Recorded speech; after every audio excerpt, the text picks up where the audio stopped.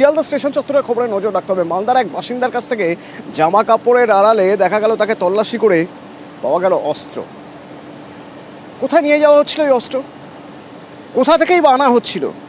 উদ্দেশ্য কী ছিল? এখনো পর্যন্ত আমাদের কাছে যা খবর রয়েছে তাতে 8 রাউন্ড কার্তুজ পাওয়া গেছে, 6টি আগ্নেয়াস্ত্র পাওয়া গেছে শেখ হাসানের ব্যাগ থেকে। বিহার থেকে আসছিল এই শেখ হাসান। আমার সঙ্গে সরাসরি রয়েছে সানিক, একবার কথা বলবো। সানিক, কিভাবে হদিশ পাওয়া গেল যে এতজনের মধ্যে থেকে এই শেখ হাসান তারই ব্যাগের মধ্যে, তারই জামা কাপড়ের মাঝখানে সেখানে অস্ত্র থাকবে? অর্থাৎ আগে থেকে পুলিশ জানতে পেরেছিল? কোথা থেকে কিভাবে জানা সম্ভব হলো বা কিভাবে ধরা সম্ভব হলো একে?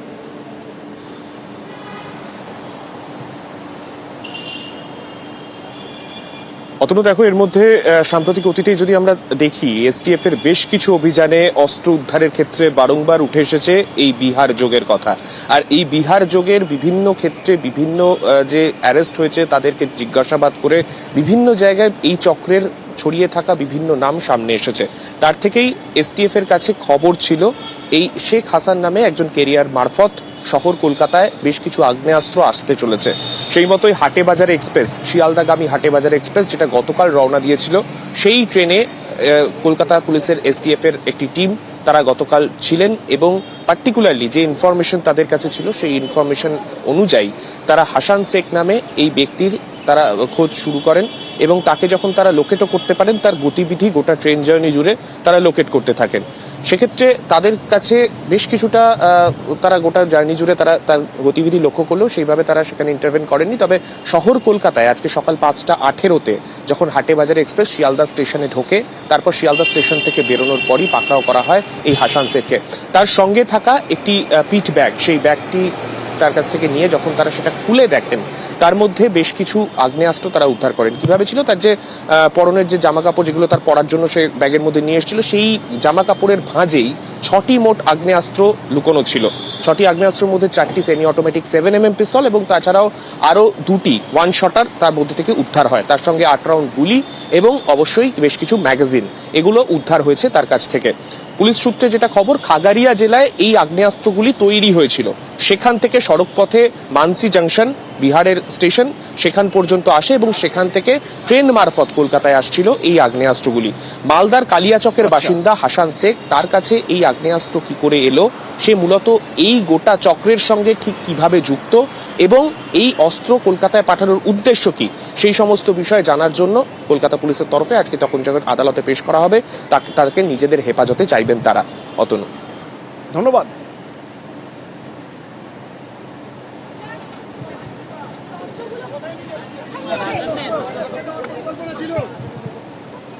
গুরুত্বপূর্ণ দিকে নজর রাখতে হবে। তা হলো, বারবার আমরাই দেখিয়েছি যে কিভাবে সরকারি জমি বেহাত হয়ে যাচ্ছে, বেআইনি ভাবে সরকারি জমি হড়প করে নেওয়া হচ্ছে।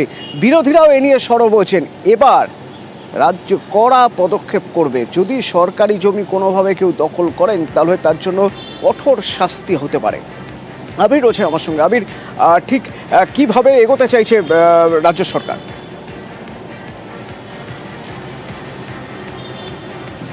আজকে বিধানসভার প্রথমার্ধে প্রশ্নোত্তর পর্বেই সরকারি জমি দখল হয়ে যাওয়ার প্রসঙ্গের কথা প্রশ্ন তোলেন হচ্ছে শঙ্কর ঘোষ, বিজেপি বিধায়ক, এবং সেই প্রশ্নের উত্তরেই রাজ্যের পুর নগরায়ন মন্ত্রী ফিরহাদ হাকিম জানিয়েছেন যে সরকারি জমি বেদখল করা, সরকারি জমি যদি কেউ জোর করে দখল করার চেষ্টা করেন, তিনি যেই হন না কেন, অর্থাৎ যে রাজনৈতিক দলেরই প্রতিনিধি হন না কেন, যে পদেই থাকুন না কেন, তিনি সমাজের যে ধরনেরই ব্যক্তি হন না কেন, তাদের বিরুদ্ধে কঠোর ব্যবস্থা গ্রহণ করা হবে। অতনু, তুমি একেবারে ঠিক বলছিলে যে আমরা দেখিয়েছি নিউ টাউনের, আমরা দেখিয়েছি জয়গাঁও ডেভেলপমেন্ট অথরিটি, আমরা দেখিয়েছি মাটিগাড়া নকশালবাড়িতে, এছাড়া রাজ্যের বিভিন্ন জায়গাতে এই ধরনের ঘটনার উদাহরণ আমরা দেখিয়েছি।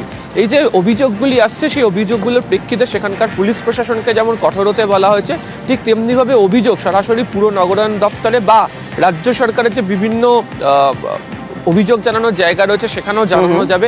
সেখান থেকে সরাসরি জেলা শাসক বা যে সংশ্লিষ্ট যে বিভাগ রয়েছে তাদের মাধ্যমে দ্রুত তদন্ত করানো হবে এবং তারপরই যে বা যারা এই ধরনের অভিযোগ আসছে তাদের বিরুদ্ধে অভিযোগে তদন্ত প্রমাণিত হলে তাদের বিরুদ্ধে আইনত ব্যবস্থা গ্রহণ করা হবে। ইতিমধ্যেই মাটিগাড়া নকশালবাড়িতে। ধন্যবাদ আবির। আর ইতিমধ্যে আসানসোলের ছবি যদি আমরা দেখি, সরকারি জমি, সেই জমি দখল করে বেআইনিভাবে দোকান নির্মাণ হচ্ছে, তা নিয়ে দুপক্ষের মধ্যে তুমুল গন্ডগোল। একেবারে ইট ছোড়াছুড়ি শুরু হয়ে গেল। ভাবুন একবার, বেশ কয়েকজন আহত হয়েছে। কুলটির শীতলপুরের ঘটনা। জমি দখল করে দোকান তৈরি, এবং সেই জমিও নাকি আবার সরকারি জমি। দীপক রয়েছে আমার সঙ্গে ফোনে, বলতে পারবেন দীপক, সরকারি জমি, সেই জমি দখল করে দোকান যখন হলো, কারা দোকান করলো, আর এখন গন্ডগোলই বা কি নিয়ে হচ্ছে? দেখো, এক পাড়ার বেশ কিছু বাসিন্দারা তারা এই সরকারি জমি দখল করে দোকান নির্মাণের কাজ শুরু করেছিল। ঠিক তখনই কিন্তু পাশের পাড়ার বাসিন্দারা এই সরকারি জমি দখল করে দোকান নির্মাণ করা হচ্ছে তার বিরোধিতা করে। তাতেই কিন্তু দুই পাড়ার মধ্যে সংঘর্ষ বেঁধে যায়। একেবারে আসানসোল পুরুলিয়ার রাস্তার উপরে এক পক্ষ আরেক পক্ষকে ইট ছুঁড়ে মারে, অন্যদিকে পাল্টা পক্ষ কিন্তু একেবারে ইট পাটকেল ছুটতে থাকে। পরে কিন্তু লাঠি নিয়ে পড়ে উভয় পক্ষের মধ্যে সংঘর্ষের ঘটনা ঘটে। যে সংঘর্ষের ঘটনায় উভয় পক্ষেরই বেশ কয়েকজন আহত হয়েছে। পরে ঘটনাস্থলে কুলটি থানার পুলিশ গিয়ে পরিস্থিতি নিয়ন্ত্রণে আনে।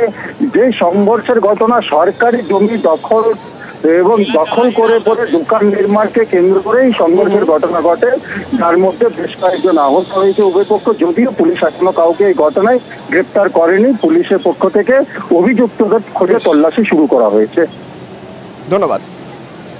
দোকানকে কেন্দ্র করে একটা দুই গ্রুপের মধ্যে একটা ঝামেলা হয়েছে। আমরা পুলিশ হস্তক্ষেপ করে ঝামেলাটা মিটিয়েছি। আপাতত কি হচ্ছে, ফর্মাল যদি কমপ্লেন হয় তাহলে আমরা কাউন্টার কেস করবো, এইটুকু। সামান্য চলেছে, দেখতেই তো পাচ্ছেন। পুলিশের না, পুলিশের তো কোনো ইনজুরি নেই। চুঁচুড়ার ঝাঁপপুকুর সাহাগঞ্জ রাস্তা সবে তৈরি হয়েছে, মানে কাল তৈরি হয়েছে, পরশু তৈরি হয়েছে, এক মাস আগে তৈরি হয়েছে, এমন নয়, সবে তৈরি হয়েছে। তার কিছুক্ষণের মধ্যে দেখা যাচ্ছে ফাটল। এলাকার মানুষ কি বলছেন শুনুন। আমাদের ঝাঁপপুকুরে উন্নয়ন সমিতি, আমাদের জনগণ অনেকদিন ধরে বিপ্লব করা হয়েছে, লড়াই করা হয়েছে এই রাস্তার জন্য। এইচডিও ম্যাডামের সঙ্গে আমরা মিটিং করেছিলাম, করার পর উনি বলেছিলেন এটা ভালোভাবে হবে। ভালো যে পরিণাম এই রাস্তাটা ফেটে যাবে সেটা আমরা আশা করিনি। আমাদের খুব আশা ছিল রাস্তাটা খুব ভালোভাবে হবে। কন্ট্রাক্টরকে বহুবার বলেছি, দাদা এইভাবে কাজ হচ্ছে, এইভাবে কাজ হচ্ছে, এরা আমাদের কোনো রেসপন্স করেনি। সোমনাথ রয়েছে সরাসরি আমার সঙ্গে। সোমনাথ, এত দ্রুত এইভাবে রাস্তা তৈরির সঙ্গে সঙ্গে ফাটল ধরলো কিভাবে? তাহলে ঠিকাদার কি এমন কোনো জিনিস দিয়ে রাস্তা বানিয়েছে যেটা একেবারে নিম্নমানের?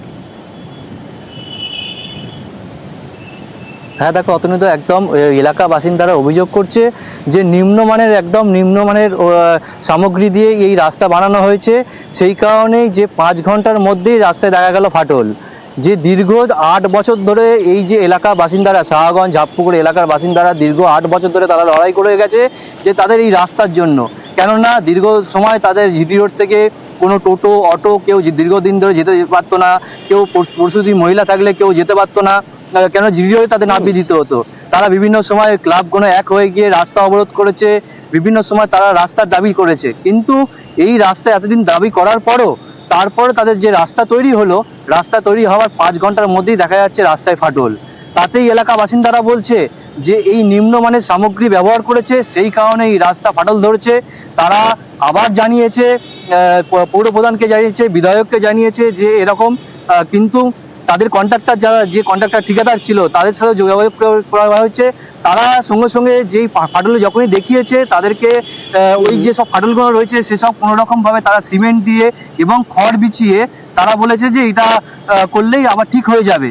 কিন্তু এলাকার বাসিন্দারা বলছে যে এইভাবে কখনো ফাটল মেরামত করা যায় না, আবার কিছুদিন বাদে দেখা যাবে যে আবার নতুন করে ফাটল দেখা দেবে। অতনুদা, ধন্যবাদ। মানুষ চলাচলের জন্য তৈরি করা হতো, তাহলে পর্যাপ্ত মাল মেটেরিয়াল যেত। মাল মেটেরিয়ালসে যে টাকা লাগে সে টাকা ঢুকে গেছে তো স্থানীয় নেতা থেকে শুরু করে আমাদের বিধায়কের পকেটে। সুতরাং স্বাভাবিক, রাস্তা যেদিন তৈরি হবে তার পরের দিন ফাটল ধরবে।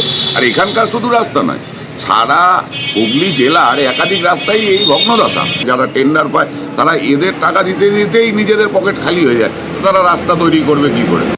এই টাকাটা এসডিও ম্যাডাম এবং আমি অনেক চেষ্টা করে আনা হয়েছে। খারাপ রাস্তা যদি হয় এটা দুঃখের। আমি পিডাব্লিউডি সিআইসি যিনি আসেন তাকে বলবো এর ইনকোয়ারি করতে, দরকার হলে এই যে কোয়ালিটি এইটা ভেঙে নিয়ে কোয়ালিটি কন্ট্রোল বোর্ডকে দেব। আমি আজকেই ব্যবস্থা নেব, আপনাদের কথা দিলাম। সরকারি টাকা নয়ছয় করার অধিকার কেউ কাউকে দেয়নি।